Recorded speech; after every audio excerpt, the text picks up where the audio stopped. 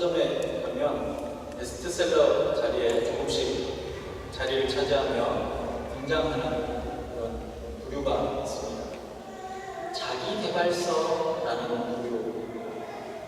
오랫동안 독일에 사신 분들은 생소하실 거라고 생각이 되어지지만 한국에서 이제 오신 지 얼마 안 되시는 분들은 정말 그렇구나라고 생각되어지시리라고 봅니다. 자기개발서는 우리가 잘 아는 시나 산문이나 혹은 에세이, 소설과는 그 모양이 전혀 다릅니다. 자기개발서의 주된 내용은 성공하는 방법,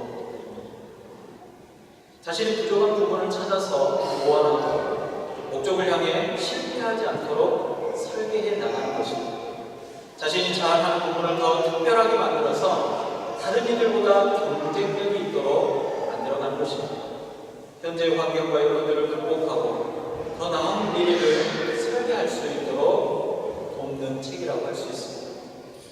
한 해 가장 많이 읽어지는 책들 한 10권을 선정하게 된다면 그 중에 많을 때는 5권 정도가 이런 자기개발서라고 할 정도로 많은 사람들이 읽고는 합니다. 어쩌면 사람들은 성공하는 것에 대해서 아주 중요한 목적을 가지고 있는지도 모르겠습니다. 좋아하고 또 즐기는지도 모르겠습니다. 다른 이들로부터 존경받기도 원합니다. 다른 사람들로부터 더 높은 자리에 앉기를 원하고 다른 이들이 누리지 못한 삶을 누리기를 원하기도 합니다. 또 자기가 하고 있는 일에, 자기가 해야 하는 일에 자부심을 갖기를 원하며 그 일들을 통해서 스스로의 정체성을 드러내기를 원합니다. 직업에 따라서도 그렇습니다. 건축가는 자신의 건축물들을 통해서 사람들의 찬사를 받기를 원합니다. 그리고 인정받고자 합니다. 운동선수는 자신의 경기에서 사람들에게 기쁨과 희열을 주는 것으로 인정받으려고 합니다. 여러분들은 어느 분야의 어떤 존재로 어떻게 사람들에게 평가되어지며 인정받기를 원하십니까? 오늘 여기 인정받지 못한 사람이 있습니다. 에레미야는 요시야 왕의 통치 기간 중에 하나님으로부터 부르심을 받은 선지자입니다. 부르심을 받은 시기, 요시야의 왕 때는 이스라엘의 가장 어두운 시기가 다가오고 있으며 어두운 시기라고도 할 정도입니다. 에레미야의 이름의 뜻은 주께서 던지신다 라는 의미를 갖는다라고 합니다. 하나님께서 에레미야 선지자를 적대적인 세상 속으로 던지셨다라는 의미를 갖고 또 이스라엘이 그들의 죄 때문에 하나님께서 그들을 심판에 던지셨다라는 의미를 함께 갖는 것 같습니다. 에레미야는 솔로몬 왕 당시의 제사장이었던 아비아달의 후손입니다. 그리고 제사장 hil기야 가문의 사람으로 아나도시 고향이었습니다. 그는 훌륭한 가문의 자손이며 장래가 충만되는 청년이었습니다. 그런 그를 하나님께서는 부르셨습니다.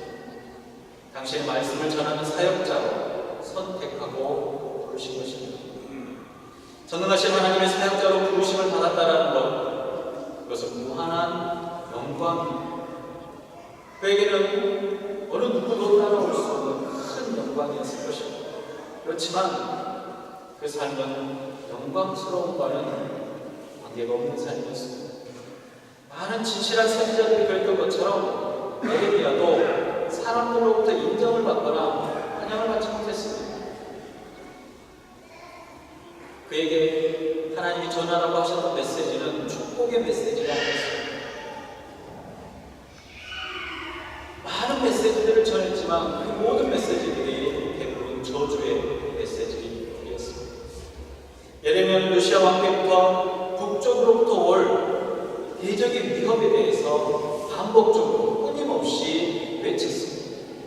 예레미야가 외쳤을 그 당시에는 아수르의 영향력이 유다 지역에서도 점점 조금씩 쇠퇴하고 있던 시기였습니다.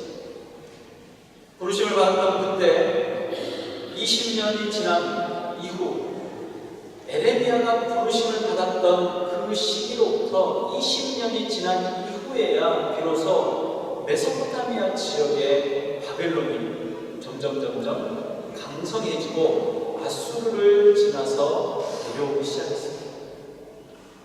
그래서 당시에 북쪽에 위험이 있다고 하면 사람들은 쇠퇴하는 아수르가 우리에게 어떤 위협이 되겠는가 라고 생각했었습니다. 하나님의 진노의 심판이 북쪽으로부터 올 것인데 온 유다에 내려질 진노하심이 그들에게 있을 것인데 라고 말하는 예레미야의 경고는 사람들로부터 환영받지 못했을 뿐만 아니라 웃음거리가 되고 있습니다. 사실 사역자는 환영을 하든지 거부하든지 하나님께서 전하라고 하시면 입을 열어 말하면 되는 것입니다. 예레미야는 그렇게 했습니다. 소리를 높여서 하나님이 전하라고 하셨던 그 예언의 말씀들을 하나도 빼놓지 않고 전했습니다. 그는 엄중한 하나님의 경고를 들은 이스라엘 백성들이 심각하게 받아들이기를 원했습니다. 그리고 그 하는 말씀에, 하나님의 말씀에 청종하기를 바랬습니다. 진정한 동요의 마음을 불러일으켜서 하나님의 진노하심을 돌이키기를 원했던 것입니다. 하지만 그런 일은 일어나지 않고 오히려 사람들에게 외면당하고 끌려가서 묶이고 맞기까지 했습니다. 그를 때리고 하루 종일 나무에 묶었다가 풀어준 바스오를 향해서 하나님께서 이스라엘을 대적의 손에 넘기실 것이고 많은 사람들이 칼에 죽게 될 것이다, 포로로 끌려가게 될 것이라는 예언을 했습니다. 성전과 왕궁의 아름다운 모습과 보물들은 모조리 바벨론으로 옮겨져 갈 것이라고 예언을 합니다. 하술과 함께 했던 사람들은 모두가 돌아오지 못하게 될 것이며 바벨론 땅에서 고향 땅으로 오지도 못하고 바벨론 땅에서 모두 죽게 될 것이라고 예언을 합니다. 예레미야의 이 메시지를 들은 사람들은 묶이고 매맞고 겨우 풀려나서 분에 못 이겨서 저주하는 소리라고 생각했을 것입니다. 진지하게 받아들이지 않았습니다. 예레미야 예언에 놀라며 심각하게 받아들이지 않고 오히려 그를 조롱하고 비웃었습니다. 그러자 예레미야는 홀로 갈등하기 시작합니다.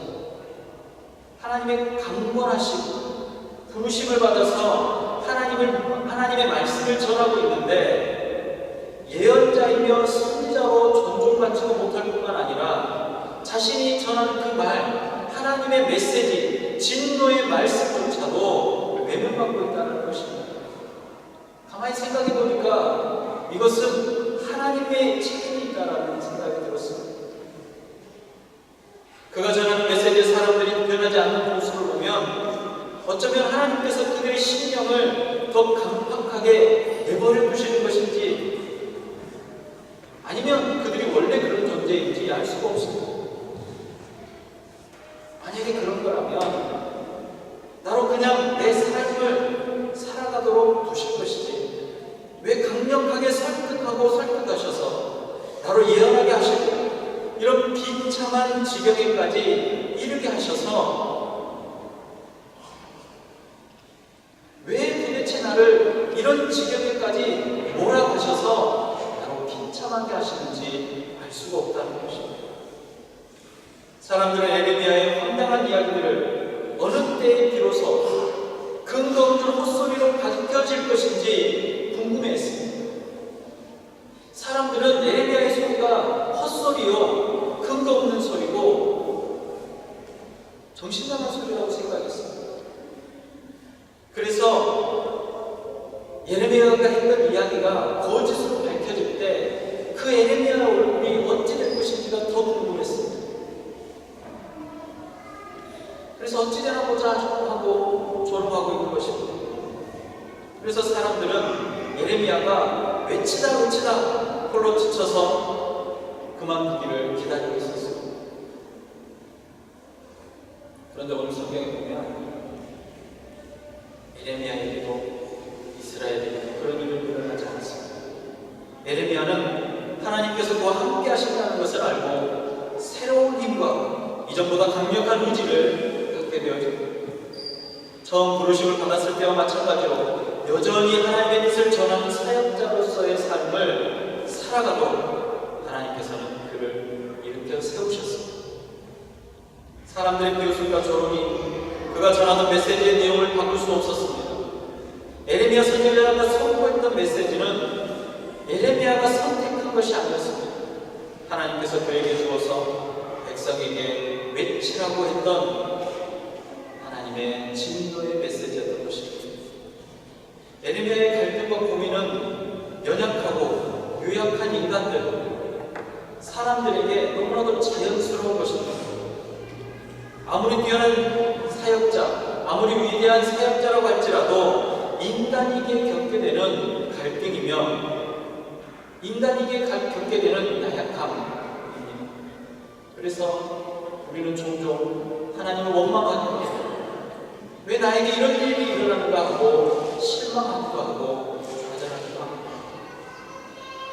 우리가 하나님의 뜻을 따라 하나님을 하다가 어느 날 갑자기 어느 날 문득 생각지도 못한 일이 우리에게 닥칠 때가 있습니다.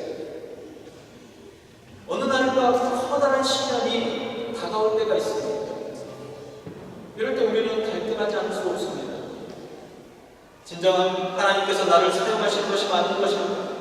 하나님께서 이루고자 하시는 일에 어떻게 어려운 일이 있을 수 있는가? 하나님의 뜻이 이루어지는 곳에 어떻게 큰 절벽과도 같은 가로막는 일들이 생길 수 있단 말인가라고 생각합니다. 더 이상 하나님께서 나와 함께 하시지 않는가? 이런 갈등이나 고민들이 늘 있어집니다. 하루 종일 치욕과 모욕거리가 될 때 에레미야 선지자와 같은 생각이 들 수밖에 없습니다. 내가 다시 여호와를 선포하지 아니하며 그의 이름으로 말하지 아니하리라 수십 번 수백 번 다짐할 것입니다. 에레미야는 사람들로부터 거절을 당하고 고립되어 있었습니다. 하나님의 말씀을 경청하지 않는 사람들의 태도가 마치 자신의 실패이며 또는 하나님의 실패인 것처럼 느껴지고 무기력해져 버렸습니다. 자신감은 떨어지고 우욕마저 잃어버렸습니다. 그때 하나님께서는 당신의 사역자를 외면하지 않으시고 새 힘을 주십니다. 나의 마음이 불붙는 것 같아서라고 에레미야가 고백합니다. 불붙는 것 같은 일이 언제 일어납니까? 엠마오로 가던 범죄자에게 일어났었습니다. 예수님께서 자신에 대해서 말씀을 풀어주실 때 그들이 스스로 이렇게 고백합니다. 우리의 속에서 마음이 뜨겁지 아니하느냐? 놀랐습니다. 마음이 뜨거워졌습니다. 마음이 뜨거워진 제자들은 예루살렘으로 돌아가서 예수님에 대해서 말하지 않고는 견딜 수 없는 지경에 이르렀습니다. 예레미야 선지자는 하나님께서 어떤 분이신지 다시 한번 깨닫게 되어진 것입니다. 거다한 우리의 비방과 위협이 다가오고 가장 믿고 의지했던 사람들마저도 등을 돌리고 외면하고 조롱할 때에 나를 부르시고 사명을 감당케 하시는 하나님께서 용맹한 용사와도 같이 나와 함께 하시며 대적들을 물리치시는 분임을 다시 한번 깨달았다는 것입니다. 하나님의 인자하심과 동행하심은 예언자를 더 이상 갈등하게 하거나 좌절하게 할 수가 없었습니다. 그를 일으켜 세우시고 다시 선포하도록 공명하셨습니다. 그분은 전능하신 하나님이시기 때문에 사람은 실패할지라도 하나님은 실패하지 않으시는 분이기 때문입니다. 예언자로서 예레미야의 선곡이 무엇이겠습니까? 그가 얼마나 하나님의 말씀을 잘 들을 수 있도록 사람들을 설득해서 곧 닥치게 될 하나님의 진노를 피할 수 있게 하는가? 이것이 예레미야의 선곡은 아니었습니다. 오히려 얼마 얼마나 흔들리지 않고 견고한 믿음으로 서서 하나님의 거룩하신 뜻을 증거하는가였습니다. 예언자인 예레미야에게 요구되어진 것은 흔들리지 않고 처음 부르심을 받아 하나님의 말씀을 전할 때처럼 당당하고 여전히 힘차게 하나님의 말씀을 전하는 것입니다. 만약 예수님께서 이 땅에 오셔서 사람들의 조롱과 비난을 받으실 때 이 땅에서 이루어지기를 계획하고 준비했던 그 일들이 고민되어지거나 흔들리셨다면 과연 우리의 구원은 지금처럼 확실하게 우리에게 올 수 있었겠습니까? 우리의 구원은 아직도 불투명한 것이 되어질 수 있었을지도 모르겠습니다. 그러나 예수님께서는 당신의 사역을 흔들리지 않는 당당함으로 견뎌내시고 이루셨습니다. 모든 것이 형통할 때 이런 일을 이루신 것이 아니라 모든 사람들이 조롱하고 비웃을 때 이 일들을 이루셨습니다. 가장 사랑하는 가족들이 외면하고 가장 믿을 만한 제자들이 등을 돌렸을 때 이런 일들을 이루셨습니다. 예레미야의 모습에서 우리는 예수님의 모습을 발견하게 됩니다. 예수님께서는 흔들리지 않는 굳건함으로 하나님의 뜻을 이루셨습니다. 하나님의 뜻을 이루신 예수님께서 세상 가운데 거하는 저와 여러분을 부르셨습니다. 우리 모두는 예수 그리스도를 구주로 시인하고 하나님의 나라를 소망하는 삶을 살아가는 자들입니다. 그래서 우리를 그리스도인이라고 말합니다. 그리스도인의 삶이라고 해서 세상과 분리되어진 것이 아니라는 말입니다. 세상 가운데 있는 저희를 예수 그리스도가 구원하셔서 여전히 세상 안에서 하나님의 나라를 이루도록 그리스도인의 삶을 살게 하셨다는 것입니다. 세상 가운데 그리스도인으로 살아가는 것입니다. 예수를 구주로 영접하고 그리스도인이 된 바로 그때로부터 이 세상을 떠나서 새 하늘과 새 땅으로 가는 것이 아닙니다. 구원의 은혜를 받기 이전과 이후에 여전히 이 세상에서 우리는 살아갑니다. 그러나 변화는 이것입니다. 그리스도인인 저와 여러분은 여전히 이 세상 위에 살아가고 있지만 악한 세상으로부터 구원을 받아 새로운 출생을 하게 되었다는 것입니다. 예수님께서 니고데모에게 설명해 주셨던 거듭남의 비밀이 바로 그것입니다. 거듭난 사람들은 이전에 누리지 못했던 하나님과의 긴밀한 교제를 나눌 수 있게 되어졌습니다. 거듭난 사람이라고 부르는 그리스도인들에게 거듭난 증거가 드러나게 되어 있습니다. 그러한 증거들은 다른 사람보다 조금 더 윤리적이거나 다른 사람보다 조금 더 도덕적이거나 다른 사람들보다 조금 더 누군가를 더 생각하고 위하고 이타적인 마음을 갖는 것이 아닙니다. 세상과 전혀 다른 관점과 세상과 전혀 다른 기준으로 살아가야 하는 것입니다. 살아내야 하는 것입니다. 가나안으로 인도되어진 이스라엘 백성들에게 하나님께서 말씀하셨습니다. 너희는 너희가 거주하는 애굽 땅의 풍속을 따르지 말며 내가 너희를 인도할 가나안 땅의 풍속과 규례도 행하지 말고 너희는 내 법도를 따르며 내 규례를 지켜 그대로 행하라. 나는 너희의 하나님 여호와니라. 하나님 나라의 백성들은 하나님의 나라에서 하나님의 주권을 높이며 살아가는 자들입니다. 세상과 다른 방식으로 살아간다는 것은 하나님의 통치하심을 인정하는 삶을 사는 것입니다. 하나님의 뜻을 따라 살아간다는 것입니다. 가나안의 이스라엘 백성들과 마찬가지로 삶의 자리에서 하나님의 나라를 선포하는 그리스도인들은 세상의 방식과 방법으로 살아가는 것이 아니라 하나님의 방법, 하나님의 방식, 하나님의 통치하심을 따라 살아가는 것입니다. 그 삶에 하나님의 통치하심을 드러내는 것입니다. 세상에 살고 있지만 세상에 속하여 살지 않는 사람, 세상의 방식대로 살아가지 않고 세상 가운데서 하나님의 방식과 하나님의 방법으로 살아가는 것입니다. 이것이 세상 가운데 하나님의 나라가 임하는 것입니다.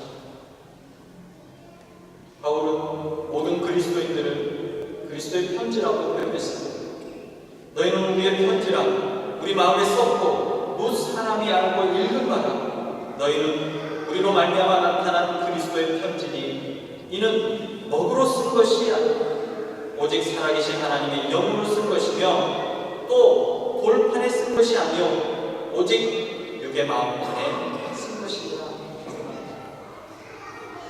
예수님께서도 말씀하셨습니다. 너에게 평강이 있을지어다. 아버지께서 나를 보내신 것 같이 나도 너희를 보내노라.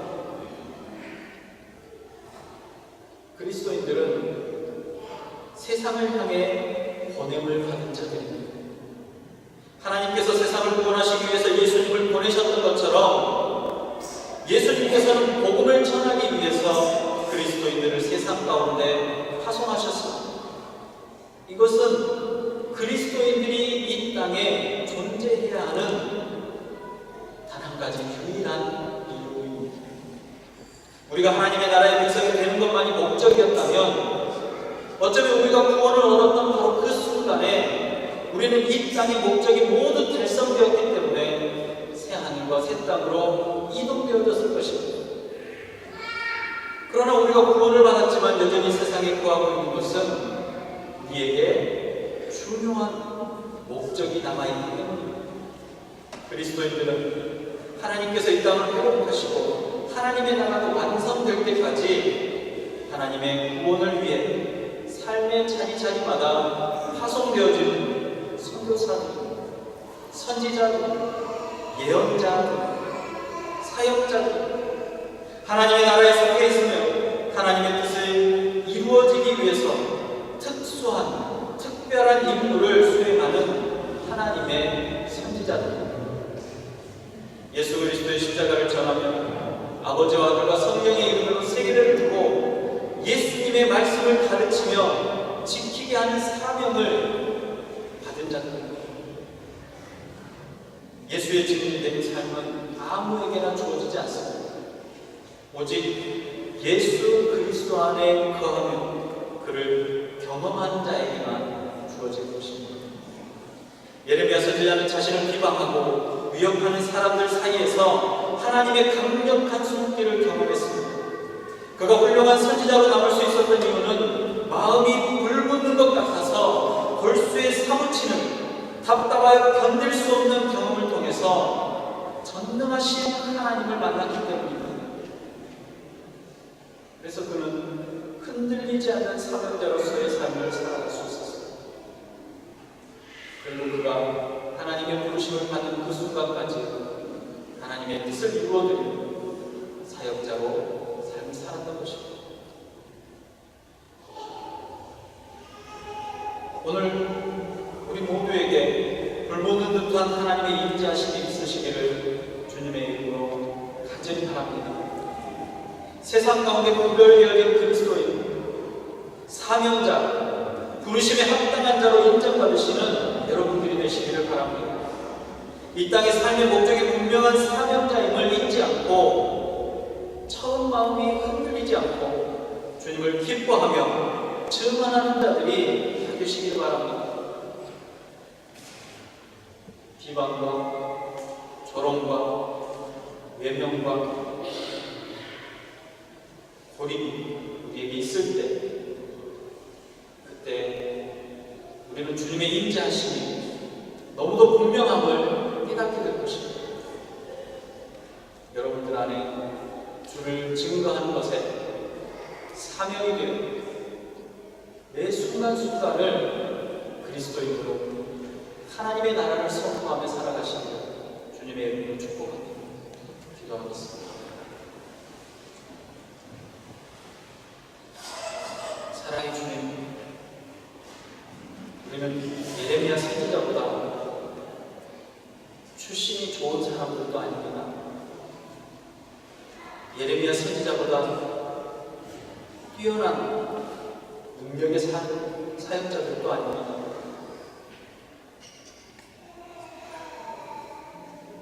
그러나 예레미야가 고민하고 갈등했던 것처럼 우리도 여전히 고민하고 갈등할 때가 많습니다.